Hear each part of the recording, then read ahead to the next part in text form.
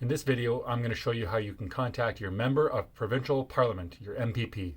Then I'm going to show you what I said when I called my MPP, and you can use that as a template or give some other vegan message when you call yours. You're going to need to find out who your MPP is. If you live in Ontario, you can go to this website, and then you can type in your postal code down here. So I'm going to put in my postal code. Hit find. There you go. So my MPP is Jessica Bell. Each province will have their own legislative assembly. So this is BC, and it has a very similar situation. You just type in your postal code, and that'll find your MPP. Definitely remember to be kind and courteous, and your MPP or any of these political leaders that you're going to be talking to, you want to make them your ally. You want them on your side. So be sure to treat them with the respect that you would when talking with someone that you want to be on your team. Now I'm going to play for you some clips from my call with my MPP, Jessica Bell, so you can see it's not that scary, and a lot of the time you're going to be very well received. Hello, hello. Oh, hi. How you doing? Very well, thank you. How are you doing? I'm good. Hey, so you reached out to me. Can you just clarify for me why you wanted me to chat with you? I have actually got a background in animal protection and animal rights as well. So Oh, amazing. yeah, it's good to know that there are people in Toronto. This is when I was living in California, but there is a healthy movement here too. Mm-hmm. And I'm also very curious to hear if you have specific recommendations on what can be pushed for provincially. Okay. So not just big picture, but also some specific things as well. I'd love to hear it if you want to share that too. Specific animal rights or animal protection issues that you're most concerned about. So factory farming. It depends. It depends what the animal rights issue specifically is.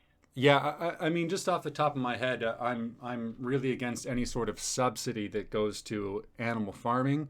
That's Right. probably my biggest thing. But Yeah. I mean, as a vegan, I'm just kind of against any form of animal exploitation in any way. Right. But there is not a, how would I say this? The animal rights movement is not mainstream thinking.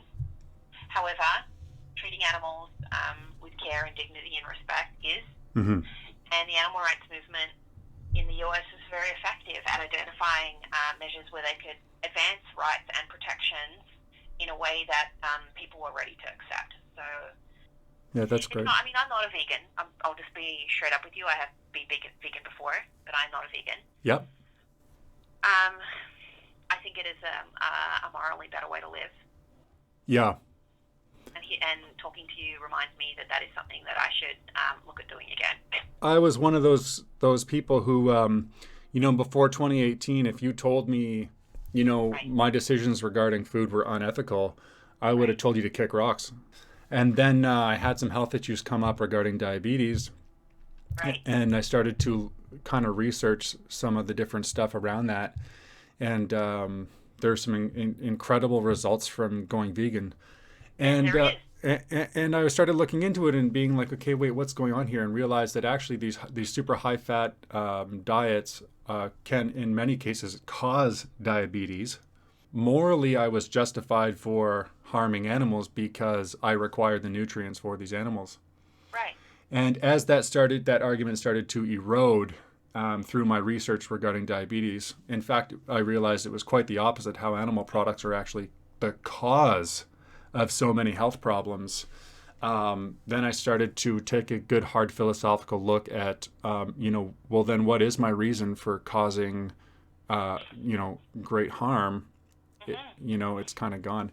And that's actually a perfect segue into the philosophical argument or principle, I should say, that I wanted to just bring to your attention. Yes. Awesome. So the principle is equal harm, equal reason. And in essence, it's if you cause very little harm, you need a very small reason. If you cause a great amount of harm, you need a great reason. So, for example, stealing a candy bar, to be justified, you would need an equally small reason. Now, if you were to cause, great harm or violence to someone, you would need a very great reason for that. Yes. Right. And of course, those reasons exist, right? Like there's in self-defense is a great reason to harm somebody. And part of what makes it a good reason is because there is no alternative, right? And so your reason is void if there's an alternative. Like for the harming someone with violence, if there was an alternative, if it wasn't self-defense, of course you have to go to jail because you're doing some bad stuff. The question is then, and I'm not putting you on the spot, of course. I know you're. No. Yeah. I don't pretend to be able to solve everything and answer everything. Yeah. It's my job to listen. For sure. And learn and do my best. Awesome. So here's the philosophical kind of question. It's killing animals for food causes incredible suffering and injustice to the animal. Therefore, according to the equal harm, equal reason principle, we require an equally incredible reason that has no alternative. So what is that incredible reason? I don't think there is one. You're reminding me of how I should do a better job of protecting animals and respecting animals. Oh yeah, that's wonderful. Like I appreciate you listening to this to my argument here. Right.